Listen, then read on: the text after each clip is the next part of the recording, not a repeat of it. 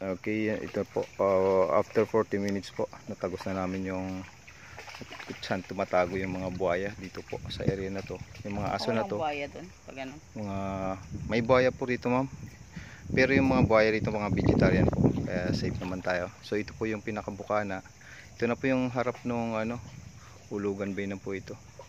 So nakikita nyo naman yung mga bakawan. Wala nga lang kami medyo malas po kami, hindi kami naka-encounter ng mga ahas dito sa area. Siguro kung may ahas, medyo mas maganda para medyo adventure. Mukhang umalis na rin po yung mga ahas dito sa area. Kasi nga tinamaan siya ni Odette tsaka ni Yolanda. So evacuate sila, naghanap ng ibang area.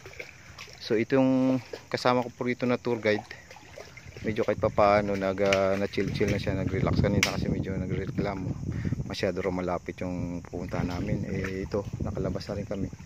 So kaya mangyayari dito, maliligo po. Ito po, naligo na yung mga bodyguard namin. Mga 2 taon na rin po hindi naliligo to. Mabuti rin nakaligo na rin. So masaya na rin po sila. So kita na lang po tayo after 5 years. Text na lang po.